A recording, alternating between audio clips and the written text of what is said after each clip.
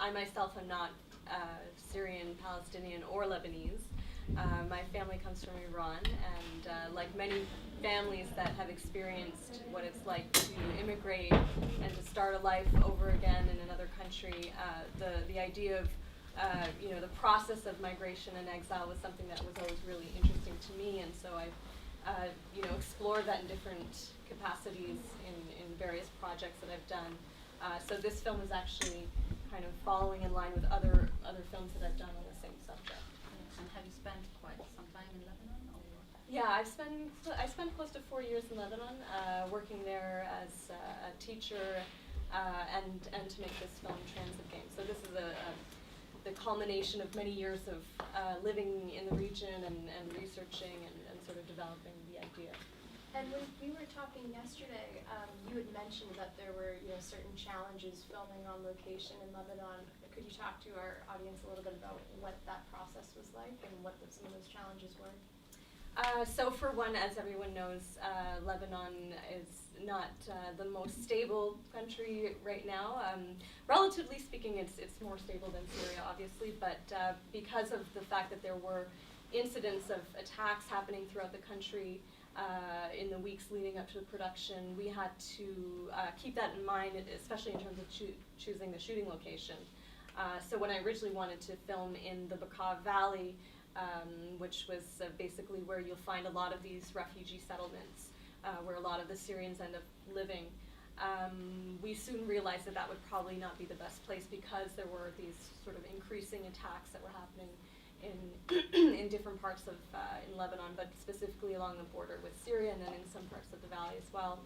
And so we decided to, obviously opt with a location that was considered a little bit more remote and, more, hopefully that would have been more stable. So there were those concerns that we had that we're talking about, which made it a little bit, nerve-wracking, especially as we were kind of leading up to the shoot. Sure. Charlie, I want to ask you a question about your film, a very different film, obviously, from Anna's. And Katie White, perfect. I was hoping you could give a shout. You were the scriptwriter for this film, correct? I was going to say it's very funny. I was kind of curious about the process of writing it because it's such a short film and it's very tight, but it doesn't skip a beat. I mean, the lines are great. And what was that process like writing this film? To be honest, it's really nice being here tonight because the man who the story is based on is sitting on the other side of the room. It's Devin. Oh, really? And we had been at a BBC writers thing and we had shared a story at the end of the night. And it was some sort of loosely based on Middleman. And I'd emailed the next day and said, would you mind if I wrote that story? And he said, yeah, sure. So it wasn't his story, it was just some very loosely based on it. And it was done overnight. Charlie and I worked on it at a group in Glasgow. And basically Middleman just out is the film that I sent to David and that Charlie and I worked on. It stayed the same. It was done very quickly, but yeah. Oh, wow, great. So it was already pretty much just there for you. Yeah. And, comedy, it can be a difficult genre for short films because it's very easy, I think, to get it wrong. But is comedy something that you've worked in before? Is that a genre that you like working in specifically? Yeah, I mean, we've done a few short films and sketches, so I've had some, I had a few stabs at it, but I'm drawn to, I'd like to rather just do a big expensive sci-fi, to be honest, but one day. And Bertrand, can I ask you a question? Has your film, has it been screened at other festivals? Dublin. How was it received? I don't really know. You were not there. Yeah, I was not there, no. And so you're from France? Yeah. It's not been shown there yet? Not yet. Okay. And can you tell us maybe a little bit about the actors? There were two very good actors. It was very nice to work with them. And so Augustin, I know him in France. And Flora is an English actress I met on a feature film because I also work on feature film as a camera assistant. So we met on the film, and I had the idea of this short film, the script, and then I just wanted to propose to her the role, and she just accepted, and she did a really great job with it. Sorry for my English. So I guess we should open it up to you guys. We obviously have a lot of questions prepared in case nobody wants to say anything, but does anybody have a question for our filmmakers? I've got a question for the panel. What have you seen as your biggest achievement so far since releasing the film? Well, with Middleman, it was nominated for a BAFTA NTA at the beginning of the year for entertainment category, so that was pretty mental. But we won a prize for Pinewood Studios, where you got to spend some time at Pinewood on the next film.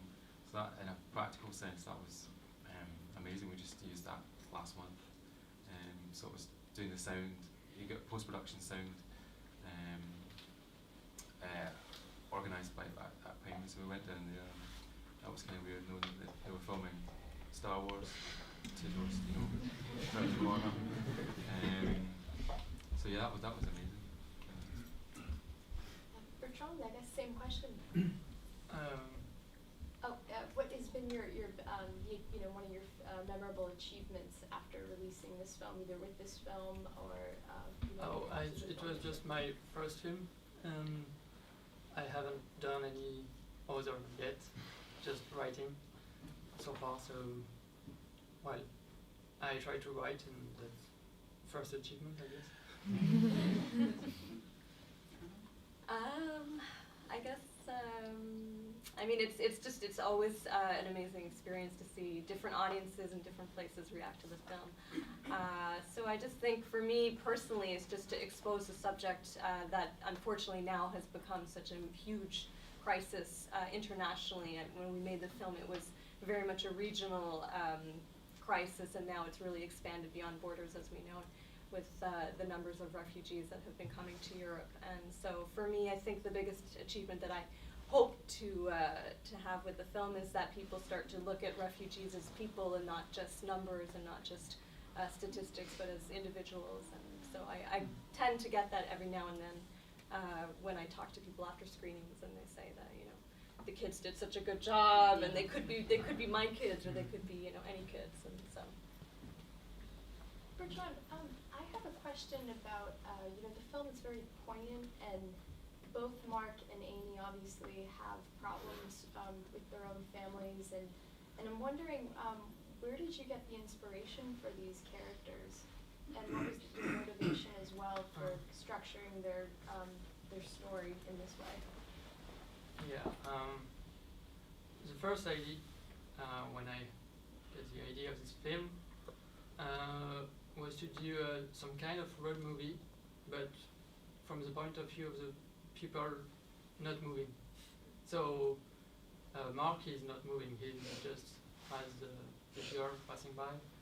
And the idea was to have this character. So there was this first idea and the second idea, which was to have this figure, this character, a feminine character, fleeing away something. So just some vague ideas of a girl on the beach, and you don't know what she's flying away from. And then something built up about a brief, and then they can share something. So it came a little bit like this. I hope I answered. Yes, you did. Yeah, that's great. I was going to ask Charlie a question, unless you want to jump in. Charlie, so the film, it's a lot of quick cuts. You see the tension kind of building. Was keeping it at a certain length a concern of yours right from the beginning, or was it to just kind of turn out that way based on the script and? I'm just terrified that people, when you watch something online, the first thing I think people look at is, how long is this? And I think 3 minutes, people are like, so I thought I had to be quick to pull you in, and the momentum just, I I thought it seemed to work quite well. I mean, I dug the first cut up for the first time in about 2 years recently, and it's a completely different film in the end. But yeah, it had to be quite quick. And I had a friend who, was a guy who was sort of mentoring us, had shot his feature, and he was saying there's a film, a Scorsese film, and it starts off, I don't know if it's a call centre, but it has this click, and I thought, so I went and I've not even seen the film, but I ripped it off. So I should probably watch it now and see. But I just thought I liked that kind of rhythm, and I think even our composer just went, okay, I'll just stick a click track.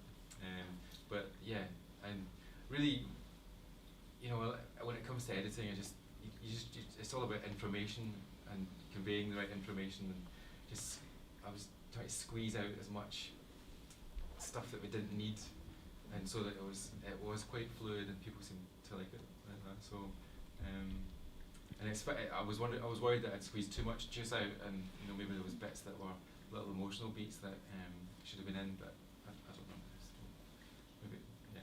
Life was perfect. Anna, can I ask Anna a question about the cinematography? It's beautiful cinematography. How did you work with the cinematographer to achieve the atmosphere? Well, I give him full credit. He's a really talented cinematographer, Lebanese, Beirut-based cinematographer, and it was a challenge because of the timing that we were shooting.